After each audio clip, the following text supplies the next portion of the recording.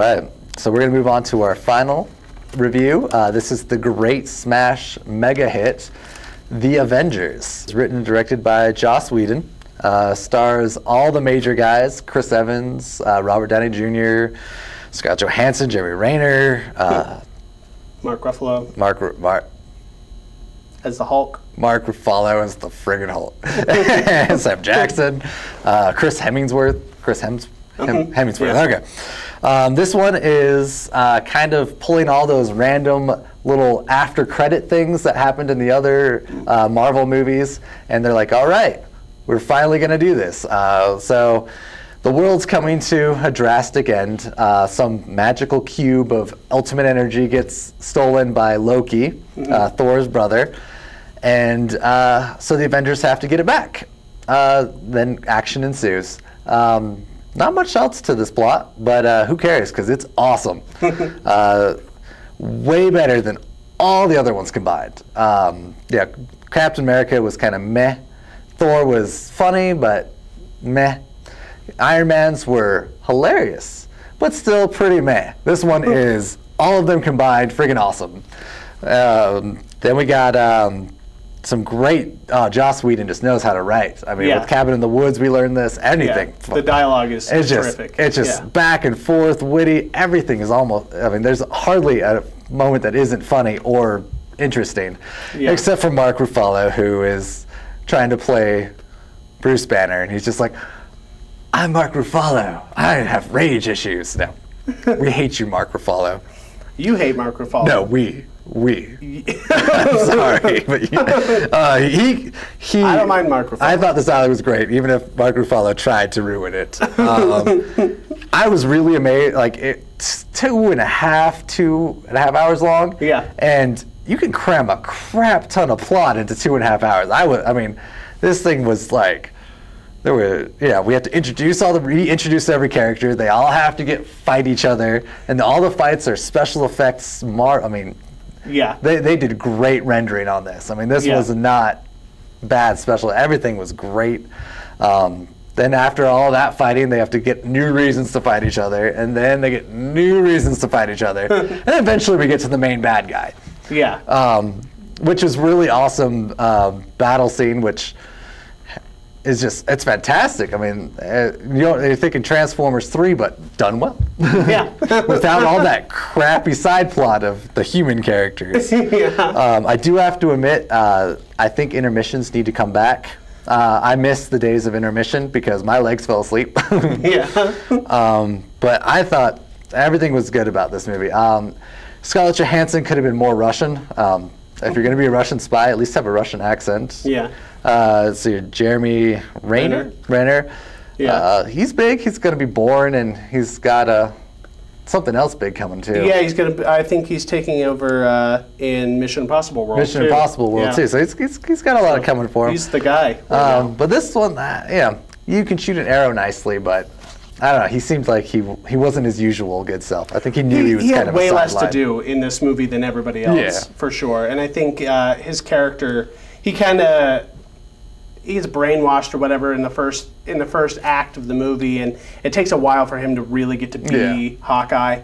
But I agree. He's kind of the least developed character. Yeah. But basically, if there were no Hulk, this movie would be the most A+ it could be. So I have to give it an A-. A-, just because of Mark Ruffalo. No, just because your random hate of Mark Ruffalo.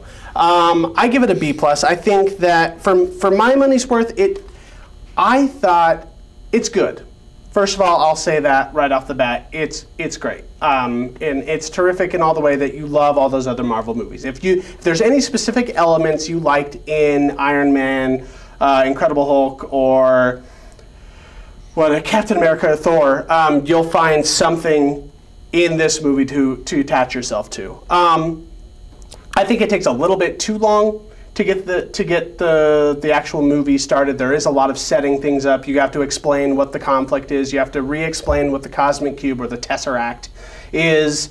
You have to re-explain what the conflict is with Loki and how does the team get back together. And then there's a lot of them butting heads and egos and all of that stuff. But then once the movie kicks into gear into its second act, I thought the movie really took off, and I stopped dissecting it, and I started enjoying it a lot more once it starts and pays off. And I agree. What I said when I came out of the movie is, this is the movie that Michael Bay thinks he's making.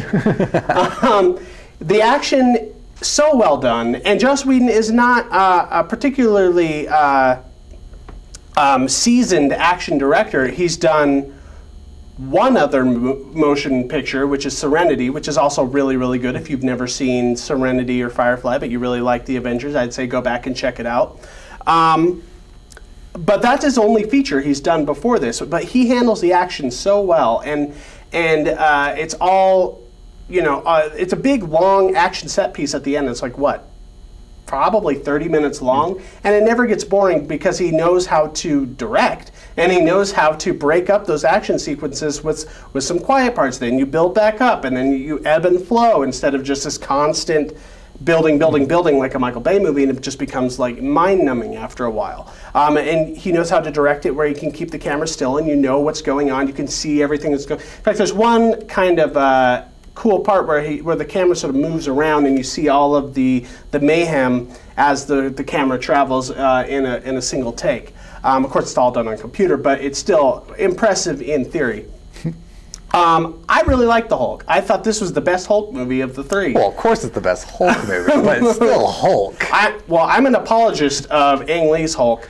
And The Incredible Hulk I thought was entertaining, if not a little banal. But I thought he was really good in this movie, and I think the reason why is because he fits in to the plot structure a lot better as being a foil or as being a team member and not the main focus. And his action scenes in particular, not necessarily as Bruce Banner, but as the Hulk, really pays off. And at my screening, it sort of seemed like he was sort of the takeoff star of this whole thing, because a lot of people didn't see those other Hulk movies. So I'm excited to see where the Avengers goes, and I like this movie a lot, but I do think that the plot is pretty thin, pretty straightforward, and I do think the alien race that kind of comes down is fairly disposable. I mean, we've seen alien race attacks like this a million times, and there's nothing really about these aliens that are any different than any of the aliens from Cowboys and Aliens. So they're kind of just superhero fodder. And so I'd say if you think you're going to like this movie before you go in, you will. If you don't think you're going to like it, it's not going to change your mind. So yeah, for me, it's a B+. All right.